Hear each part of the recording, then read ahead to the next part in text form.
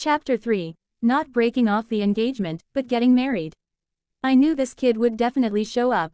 Deacon Sanfeng clicked his tongue. This brat really didn't need to come, for it brought him no benefits and would only expose him to mockery from the other side. However, he could guess why the boy had come. This young man was even more slippery than himself, probably not wanting the Gu family to fall out with both the Lu family and the Heavenly Cold sect simultaneously. He must have planned to swallow the injustice himself. Just thinking about this pained his heart for his grandnephew. Slippery. It might be because he couldn't cultivate, lacking the protection of strength. Damn, I must put in even more effort, striving to get that soul-shaping pill for the lad within 10 years. Since you're here, take a seat and listen. Gu Zar's gaze flashed with surprise, but still, he nodded and gestured for him to take a seat. Great uncle, it's just a matter of calling off a marriage. It's not a big deal, I've inquired about it. Miss Lu is the heavenly pride girl. After all, and I'm indeed not a suitable match. As for the past favor owed to the Lu family, couldn't we just keep it owed for now? We can repay it in other ways in the future. There's no need to insist on marriage, right? Gu Changge didn't take his seat obediently. Instead, he chuckled twice and spoke to the Gu family elders in a carefree manner. His words took those Heavenly Cold sect disciples and deacons, who had been ready to sneer, by surprise. The intended mockery turned into a low mutter. The kid knows his place. However, the faces of the Gu family members were all creased with frowns. Deacon Sanfeng gave a grin, stood up, and pulled his grandnephew to a seat, saying, "You, quit your babbling. What do you think our Gu family is? Do you know that out of the 19 cities in Qingzhou under our control, 3 were conquered by your parents? Even if you can't cultivate, what's yours in the Gu family remains yours, and no one can criticize it snidely. Otherwise, I'd be the first to disagree. Family head, would you say, isn't that right?" After speaking, he turned his head to sweep a glance at the Gu family members and bowed to Gu Zan. After his words, Gu family members nodded one by one, their gazes on Gu Cherik filled with fondness.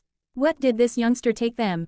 His elders, for, "Young man, do you know why our Gu family stands as the foremost in Qingzhou? Do you think it's merely from the scheming and bearing disgrace of our ancestors? We're not like those sects, we share the same bloodline. It's not your fault that you can't cultivate, but if we don't support you when you need it, then it's the Gu family's fault."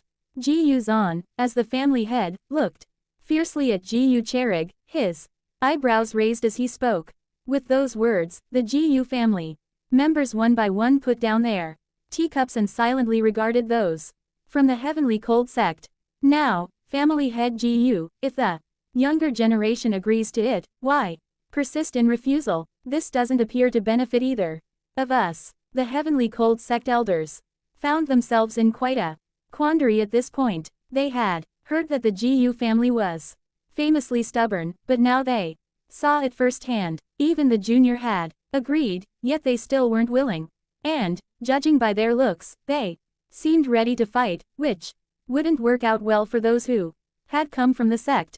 Although the Heavenly Cold sect might be slightly stronger than the Gu family, on Qingzhou's ground, they may not be able to suppress the Gu family so easily. "May I speak to you alone?" Lu Qingqing was exceptionally calm. At this point, once again, bowing and speaking to Gu Zan. This time, Gu Zan didn't refuse outright but instead looked towards Gu Changge. Seeing him nod, the family head finally got up and walked toward the exit of the hall, saying, "Child, remember, this is the Gu family." The other numerous elders and deacons of the Gu family saw this and said no more, following the family head out of the grand hall.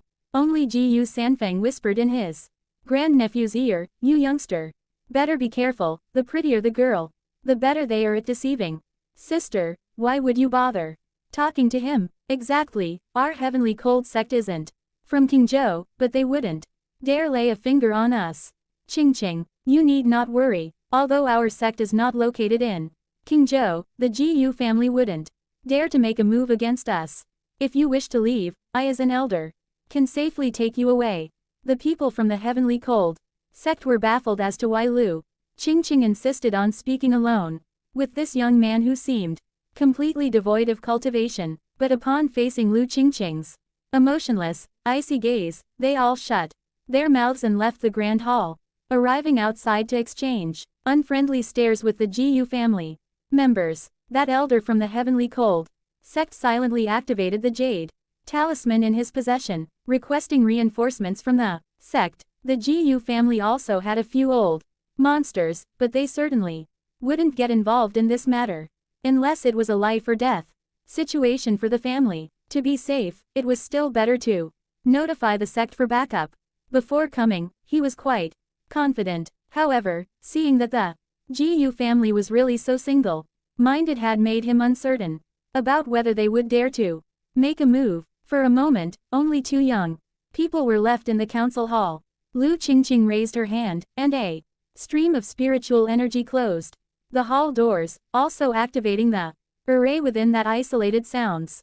Miss Lu, as you have seen, Ji-Yu Chang'e also wished to resolve the issue peacefully, Ji-Yu Chang'e said, all the while sizing up the other party. Her beauty could sway nations, and although she wore a white Taoist robe, it nevertheless highlighted her exquisite figure. If one were to marry her, it would indeed be good, but alas, mortals differed from the divine. Even if the Jiyu family forced them into marriage, what good would it do? Could they really force her to stay at the Jiyu family afterwards? That wouldn't be reasonable on any grounds. To annul the marriage is only the wish of the sect. My Lu family has never forgotten the favor of the past, and Lu Qingqing will never forget it either. The sect does not quite understand my thoughts. There are difficulties on my part as well, which I can't explain clearly to you in a moment. However, I did not come to the Jiyu family today to annul the marriage. Lu Qingqing's normally icy demeanor seemed to melt quite a bit at that moment, her voice becoming much softer and more pleasant to the ear, gradually stepping closer as she spoke.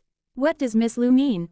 Ji-Yu Chang'e was somewhat puzzled at that moment. Being unable to cultivate, annulment was reasonable, but not annulment. What did she want from him?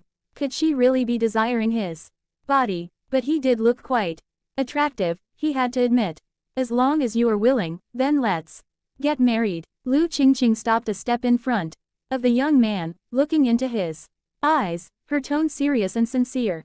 Looking into Lu Qingqing's phoenix eyes, Ji-Yu Chang'e felt somewhat dazed for a moment. Wasn't this kind of treatment reserved for the main character? Did he have it too?